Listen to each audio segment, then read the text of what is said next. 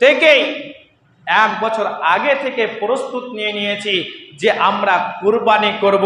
আমার প্রাণীটা, আমার খাসিটা, আমার গরুটা, আমার দুম্বাটা যেন হয় পাড়ার সব থেকে বড়, সব থেকে নামি, আমি কুরবানি দাতা। আজকাল এরকম, কিন্তু মূলত কুরআনুল কারীমের মধ্যে বলছে আল্লাহ সুবহানাহু ওয়া তাআলা, এবং সেখানে স্পষ্টভাবে হাবিল বলেই দিলেন, ইন্নামা ইয়াতাকাব্বালুল্লাহু মিনাল মুত্তাকিন। যা কিছু কবুল করে থাকেন আল্লাহ সুবহানাহু ওয়া তাআলা, সেটা হচ্ছে 1 নম্বর মুত্তাকি। মুত্তাকি কি? আমরা তো অনেকেই নামাজ পড়ি, অনেকেই কোরআন পড়ি, অনেকেই দোয়া করি, অনেকেই আল্লাহকে ভয় করি। তাহলে ভয়টা কেমন হবে, নামাজটা কেমন হবে, আল্লাহর প্রতি আমার অন্তরটা কেমন হবে? আল্লাহ রাব্বুল আলামিন এই প্রসঙ্গে সূরা বাকারার প্রথম আয়াতে বলেন, আলিফ লাম মিম যালিকাল কিতাবু লা রাইবা ফীহি হুদাল লিল মুত্তাকিন। ওখানে কাবিল বলেছিল ইন্নামা ইয়াতাকাব্বালুল্লাহু মিনাল মুত্তাকিন। আল্লাহ রাব্বুল আলামিন সূরা বাকারার প্রথম আয়াতে বলেন, যালিকাল কিতাবু লা রাইবা ফীহি হুদাল লিল মুত্তাকিন। মুত্তাকিনকে প্রত্যেকে ভালোভাবে শুনুন। যালিকাল কিতাব, এটি এমন একটি গ্রন্থ, লা রাইবা ফীহি, যার মধ্যে নাই কোনো সন্দেহ, হুদাল লিল মুত্তাকিন, মুত্তাকিনদের জন্য, পরহেজগারদের জন্য এই কিতাবটা, এই গ্রন্থটা, এই বইটা, এই প্রস্তুতটা, এই কুরআনুল কারীমটাই হচ্ছে পথ নির্দেশ। যারা মুত্তাকি তাদেরকে এই কুরআন তাদেরকে পথ দেখায়। যারা খোদাভীরু তারা এই কুরআনের প্রতি ঈমান এবং বিশ্বাস, দৃঢ় বিশ্বাসের সঙ্গে এই কুরআনকে তেলাওয়াত করে। আজ আমরা কোন জায়গায় নিজেকে ভাবলাম, আমরা কোন জায়গায়? আমি কি কোরআন তেলাওয়াত করি? আমার কি ছেলেমেয়েরা কোরআন তেলাওয়াত করে? আমার কি পিতামাতা কোরআন তেলাওয়াত করে? আপনি কি পরিবর্তন হবে? পরিবর্তন হতে গেলে আপনাকে আসতে হবে কুরআনুল কারীমের দিকে, কারণ এই কুরআনুল কারীম মুত্তাকি বানানোর জন্য যথেষ্ট। এই জন্যই কবি কবিতার সুরে বলছেন, সমাধান যদি চাও জীবনে মরণে, ফিরে যাও খুঁজে নাও চোখ রাখো কুরআনে। সমাধান যদি চাও জীবনে মরণে, ফিরে যাও খুঁজে নাও চোখ রাখো কুরআনে। জীবন পরিবর্তন করতে চান, লাইফ চেঞ্জ করতে চান, নিজেকে পরিবর্তন এবং নিজেকে চেঞ্জ করতে চান জীবনে কিংবা মরণে, জীবনে বেঁচে থেকে কিংবা মরণের পর, তবে আপনি আসুন কোরআনটা দেখুন, কোরআন আপনাকে কি বলে। হুদাল লিল মুত্তাকিন, আপনাকে এই কোরআন মুত্তাকি বানিয়ে দেবে। মুত্তাকি কে? এর গুণাবলী কি? এর কর্মগুলো কি? কাজগুলো কি? আল্লাহ রাব্বুল আলামিন তারপরে আয়াতে বলছেন, যেহেতু আয়াতটা মানসুখ, কিন্তু মানেগুলো মানা যাবে, তার হুকুমগুলোকে আমরা মেনে চলতে পারি। আল্লাহ রাব্বুল আলামিন যালিকাল কিতাবু লা রাইবা ফীহি হুদাল লিল মুত্তাকিন বলার পরে বললেন, আল্লাযীনা ইউমিনুনা বিল গায়বি ওয়া ইউকিমুনাস সালাহ ওয়া মিম্মা রাযাকনাহুম ইউনফিকুন।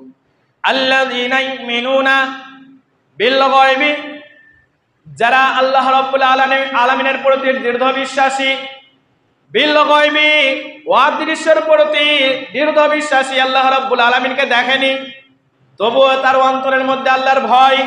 আল্লাহ রাব্বুল আলামিন এর কিতাব পবিত্র কুরআনুল কারীম পড়ে পড়ে নিজের জীবনকে, নিজের লাইফকে চেঞ্জ করে। আল্লাহ রাব্বুল আলামিন বলছেন, আল্লাযীনা ইউমিনুনা বিল গায়বি ওয়া ইউকিমুনাস সালাহ, অদৃশ্যের প্রতি এক দৃঢ় বিশ্বাস এরপরে আল্লাহ রাব্বুল আলামিন এর আদেশ ওয়ায়ুকিমুনাস সালাহ, তারা নামাজ প্রতিষ্ঠিত করে।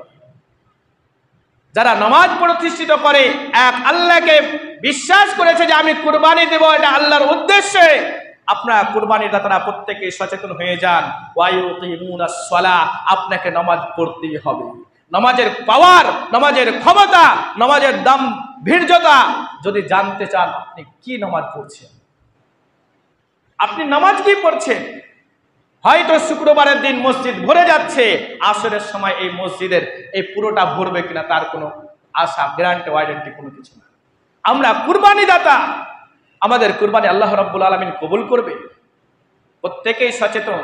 যেহেতু পবিত্র কুরআনুল কারীমের মধ্যে স্পষ্টভাবে আমরা জানতে পারলাম সূরা মাইদায় 27 নম্বর আয়াতে যে হযরত আদম আলাইহিস সালাতু ওয়াস সালাম এর দুই পুত্র হাবিল এবং কাবিল এর ঘটনা, এবং কাবিলের কুরবানি গ্রহণ হয়নি, হাবিলের হয়েছিল, কারণ হাবিল ছিল মুত্তাকি। আর সেখানে বলে দিয়েছিল হাবিল ইন্নামা ইয়াতাকাব্বালুল্লাহু মিনাল মুত্তাকিন, আল্লাহ রাব্বুল আলামিন পরহেজগার, খোদাভীরু এই সব ব্যক্তিদের কাজ, এই সব ব্যক্তিদের কর্ম আল্লাহ রাব্বুল আলামিনের নিকট গ্রহণ, নচেত অন্য কোনো কারো গ্রহণ নয়। যার মধ্যে নামাজ রয়েছে তার মধ্যে সমস্ত কিছুই রয়েছে। এই নামাজ কতটা পাওয়ারফুল, কতটা ক্ষমতা রাখে কি জানে? আল্লাহ রাব্বুল আলামিন সূরা আলাকের মধ্যে বলছেন ফাসজুদ ওয়াক্তারিব, বান্দা ফাসজুদ, সিজদা কর, ওয়াক্তারিব, তুই আমার নিকটবর্তী বান্দা হয়ে যাবি। আমরা তো আল্লাহর নিকটবর্তী, আমরা তো বলছি মুসলিম, আমরা বলছি বারবার আমরা মুসলিম, আমরা মুসলমান, আমরা মুমিন, আমরা আল্লাহওয়ালা, আমরা খোদাভীরু, আমরা পরেজগার, আমরা আমরা ফাসজুদ ওয়াক্তারিব, সিজদা দাও না, আল্লাহর নিকটবর্তী হয়ে যাবা।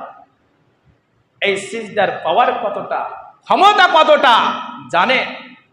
বান্দা যখন এই জমিনের বুকে আল্লাহ রাব্বুল আলামিনকে সন্তুষ্ট করার জন্য সিজদা দেয়, ও বান্দা জানে যে হয়তো আমার এই সিজদা, পাড়ার লোকই জানে, হয় আমার এই সিজদা, হয় মসজিদ কাঁপে।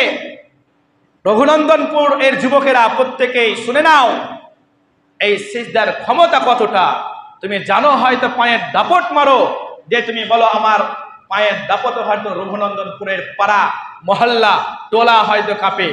মুখ দিয়ে আওয়াজ করো, চিৎকার করো, যে তুমি মনে করো হয়তো আমার আওয়াজে পাড়া, মহল্লা, আমার এই রঘুনন্দনপুর গ্রাম কাঁপে।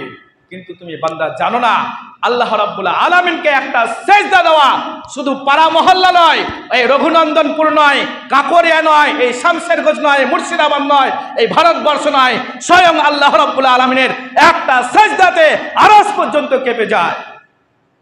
আজ আমরা কুরবানি দাতা, এই কুরবানি দেওয়ার আগে যে আমাদেরকে সাজদা লাগবে, আমাদের নামাজ পড়া লাগবে, আমরা এই সম্পর্কে সচেতন নয়। আমার প্রাণীটাকে কত যত্ন করব, কি রকম করব, আমি যেন গ্রামের লোক আমাকে বলে যে আমি সব থেকে বড় কুরবানি দাতা। আপনি সাবধান, আপনি কুরবানি দাতা নয়। ওই যেরকম পরহেজগার, পরহেজি বিয়ে বাড়িতে যায়, এরপরে ও হয়তো বড় মাংস মানা করেছে, এরপরে সে খেয়েছে, এর ফলে হয়তো তার ডায়রিয়া বা অন্য কিছু অসুখ বেড়ে গিয়েছে, এর ফলে যেমন ডাক্তারের কাছে ছুটে যেতে হয়, আপনাকে অন্যজনের কাছে ছুটে যেতে হবে। যেমন ডাক্তার ইনজেকশন দিয়ে আপনাকে কষ্ট দেয়, সেই রকম আপনাকে ফেরেশতারা ইনজেকশন দেবে, জাহান্নামের ইনজেকশন। জাহান্নামের ইনজেকশন আপনারা বুঝতেই পারছেন কি? অতএব নিজেকে চেঞ্জ করুন, নিজেকে পরিবর্তন করুন। কুরবানি দাতাদেরকে আমি বলবো, আল্লাহ রাব্বুল আলামিন আপনাদের কুরবানি অবশ্যই গ্রহণ করবেন যদি আপনারা হতে পারেন মুত্তাকি, যদি আপনার কর্মগুলো হয় মুত্তাকিদের মতো, যদি আপনার কুরবানিটা হয় পরহেজগার ব্যক্তিদের মতো। অতএব আপনি পরহেজগার বান্দা হন, আল্লাহ রাব্বুল আলামিনকে সিজদা দেন। এই সিজদা কতটা পাওয়ারফুল হয় অনেক বড় বড় আলেমদের মুখ থেকে শুনবে, টেলিভিশনের মাধ্যমে শুনছেন, এরপরে নিজেকে কেন চেঞ্জ করতে পারেন না? জীবনে কি নিয়ে যাবেন? মরার পরে তো আপনার স্ত্রীও যাবে না, মরার পরে তো আপনার ছেলেও যাবে না, মরার পরে তো আপনার টাকা পয়সা, ব্যাংক ব্যালেন্স, গাড়ি বাড়ি কিছু যাবে না। শুধু যদি যায় সেটা হবে নেকি, যদি যায় আপনার কোরআন তেলাওয়াত, যদি যায় এই কোরআন তেলাওয়াত করে যা নেকি পেয়েছেন ততটুকুই যাবে। আপনার সাথে আপনার অর্থ, আপনার সন্তান কেউ যাবে না। অতএব আপনাদেরকে বলবো নামাজটা ধরো, আল্লাহ রাব্বুল আলামিনের কাছে